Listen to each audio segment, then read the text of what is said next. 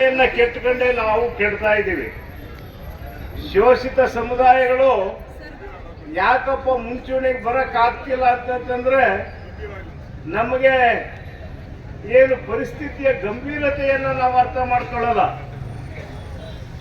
ಏನೋ ಒಂದು ಕಾರ್ಯಕ್ರಮ ಹೋಗ್ಬೇಕು, ಅದ್ ಮುಖ ತೋರಿಸ್ಬೇಕು, ಮನೆಗೆ ಹೋಗ್ಬೇಕು ಅಂತ ಅನ್ನೋದು ಇದನ್ನ ನಾವು ಬಿಡಬೇಕಾಗ್ತದೆ.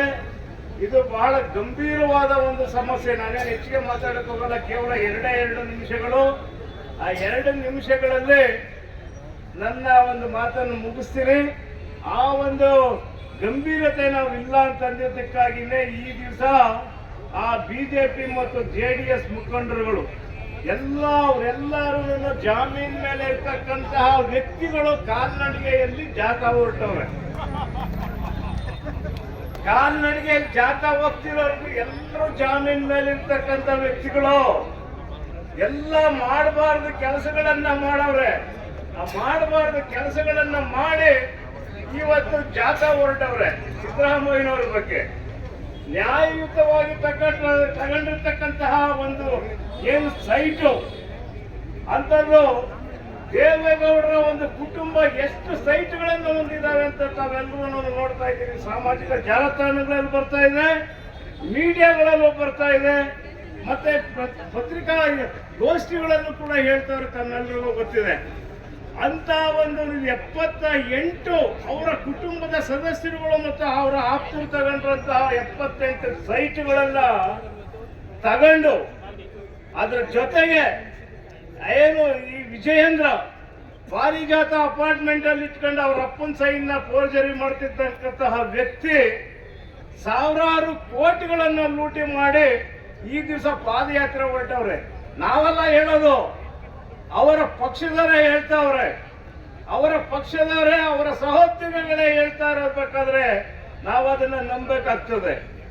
ಯಾವುದೇ ಕಾರಣಕ್ಕೂ ಸಿದ್ದರಾಮಯ್ಯನವ್ರನ್ನೇನಾದ್ರೂ ನಾವು ಕಳ್ಕೊಂಡಿವಿ ಅಂತಂತಂದ್ರೆ ಮುಂದಿನ ದಿನಗಳಲ್ಲಿ ಅಂತ ಒಬ್ಬ ನಾಯಕ ನಮಗೆ ಸಿಗಲ್ಲ. ನಮ್ಮೆಲ್ಲ ಒಂದು ನಾವು ಬಹಳಷ್ಟು ಆಸೆ ಇಟ್ಕೊಂಡಿದ್ದೀವಿ. ನಮಗೆ ಆಗ್ಬೇಕಾದಂತಹ ಕೆಲಸಗಳು ಕೂಡ ಬಹಳಷ್ಟು ಇದಾವೆ.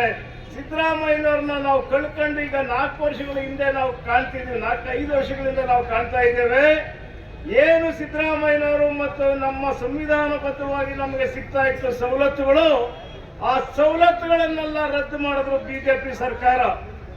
ಈ ಬಿಜೆಪಿ ಸರ್ಕಾರ RSS ನವರದು. RSS ನವರಲ್ಲಿ ಏನು ಹೇಳ್ತಾರೆ ಅದನ್ನು ಮಾಡಂತ ಇವಾಗ ಒಬ್ಬ ಕೂಲಿ ಕಾರ್ಮಿಕರಿದ್ದಂಗೆ ಈ ಬಿಜೆಪಿ ಸರ್ಕಾರದಲ್ಲಿ ಇರ್ತಕ್ಕಂಥವ್ರು.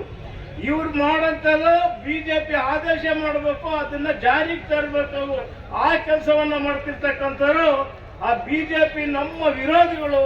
ಮತ್ತೆ RSS ನಮ್ಮ ಮೀಸಲಾತಿಯನ್ನ ನಾವು ತೆಗಿಬೇಕು, ಮನುಸ್ಮೃತಿಯನ್ನ ಮತ್ತೆ ತರಬೇಕು ಅಂತ ಅನ್ನೋ ದೃಷ್ಟಿಯಲ್ಲಿ ಏನು ಈ ಸಿದ್ದರಾಮಯ್ಯನವರು ಈ ರಾಜ್ಯದಲ್ಲಿ ಅವ್ರನ್ನ ಮಟ್ಟ ಹಾಕಿದ್ರೆ ನಾವು ಆರಾಮಾಗಿ ನಾವು ಇದನ್ನ ನಮ್ಮ ಕೈ ತಗೋಬಹುದು ಅಂತ ಅನ್ನೋ ಉದ್ದೇಶದಿಂದ ಯಾವುದೇ ಒಂದು ಕಪ್ಪು ಚುಕ್ಕೆ ಅಲ್ಲದೆ 40 ವರ್ಷಗಳ ಕಾಲ ಅವರು ರಾಜಕೀಯ ಮಾಡ್ತಾ ಬಂದಿದ್ರು ಕೂಡ ಇವತ್ತು ಇಲ್ಲದ ಒಂದು ಕುತಂತ್ರವನ್ನ ಮಾಡಿ ಆ ಮಾಡದೇ ಇರ್ತಕ್ಕಂತಹ ಕೆಲಸವನ್ನ ನೀವು ತಪ್ಪು ಮಾಡಿದ್ದೀರಿ ಅಂತ ಅವ್ರ ವಿರುದ್ಧವಾಗಿ ಜಾಥಾ ಹೊರಟಿದ್ದೀರಿ. ಅವ್ರಿಗೇನಾದ್ರೂ ತೊಂದರೆ ಆದ್ರೆ ಈ ರಾಜ್ಯದಲ್ಲಿ ದಂಗೆ ಹೇಳುವಂತ ಒಂದು ಪರಿಸ್ಥಿತಿ ನಿರ್ಮಾಣ ಆಗ್ತದೆ.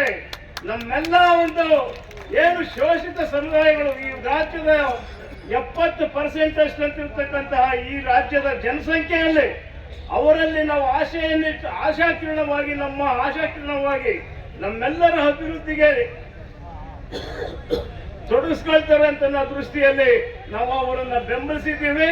ಈ ರಾಜ್ಯದಲ್ಲಿ ಕೂಡ ಕಾಂಗ್ರೆಸ್ ಪಕ್ಷಕ್ಕೂ ಕೂಡ ನಾವು ಹೇಳ್ತೀವಿ, ಸಿದ್ದರಾಮಯ್ಯನವರ ನಾಯಕತ್ವದಲ್ಲಿ 136 ಸೀಟುಗಳನ್ನು ಗೆಲ್ಲೋದಕ್ಕಾಯ್ತು. ಆ ಸಿದ್ದರಾಮಯ್ಯನವರು ಇಲ್ಲ ಅಂತಂದಿದ್ರೆ ಶೋಷಿತ ಸಮುದಾಯಗಳು ಒಂದು ಒಗ್ಗಟ್ಟಾಗಿ ಅವರಿಗೆ ಕಾಂಗ್ರೆಸ್ ಪಕ್ಷಕ್ಕೆ ಮತ ಹಾಕ್ತಿರ್ಲಿಲ್ಲ. ಇವತ್ತೇನಾದ್ರೂ ಕಾಂಗ್ರೆಸ್ ಪಕ್ಷ ಈ ಒಂದು ರಾಜ್ಯದಲ್ಲಿ ಚುಕ್ಕಾಣಿ ಹಿಡಿಬೇಕಂತಂದ್ರೆ ನಮ್ಮ ಶೋಷಿತ ಸಮುದಾಯಗಳ ಒಂದು ಮತಗಳಿಂದ ಈ ಒಂದು ರಾಜ್ಯವನ್ನ ಹಿಡಿದಿದ್ದಾರೆ. ಇದನ್ನು ಕೂಡ ಅವ್ರಿಗೂ ಕೂಡ ಹೇಳ್ತಾ ಇದ್ದೇವೆ, ಯಾವುದೇ ಚಿತಾವಣೆಗಳನ್ನು ಮಾಡದೆ ಏನು ಮಾನ್ಯ ಮುಖ್ಯಮಂತ್ರಿಗಳಾಗಿ ಇವರನ್ನ 5 ವರ್ಷಗಳ ಕಾಲ ಮುಂದುವರಿಸಬೇಕು. ಮತ್ತೆ ಏನಾದ್ರೂ ಅವರಿಗೆ ತೊಂದರೆ ಆದಲ್ಲಿ ರಾಜ್ಯದಲ್ಲಿ ದಂಗೆ ಆಗ್ತದೆ, ಬಹಳ ಹತ್ತಿರದಲ್ಲೇನೆ ಈ ಒಂದು ಇದೇ ಒಂದು 8-10 ದಿವಸಗಳಲ್ಲಿ ನಾವು ರಾಜಭವನ ಚಲೋವನ್ನು ಕೂಡ ನಮ್ಮ ಶೋಷಿತ ವರ್ಗಗಳ ಒಂದು ಈ ಒಂದು ಸಮುದಾಯಗಳ ಮಹಾ ಒಕ್ಕೂಟದಿಂದ ನಾವು ಮಾಡ್ತೀವಿ ಅಂತ ಅನ್ನೋದನ್ನ ನಿಮ್ಮ ಈ ಒಂದು ಸಮಯದಲ್ಲಿ ನಾನು ಹೇಳಿ ನನಗೆ ಮಾತನಾಡಲು ಎಲ್ಲರೂ ಅವಕಾಶ ಮಾಡಿಕೊಟ್ಟಂತ ಎಲ್ರಿಗೂ ನಾನು ವಂದಿಸಿ ನನ್ನ ಮಾತನ್ನು ಮುಗಿಸ್ತಾ ಇದ್ದೀನಿ.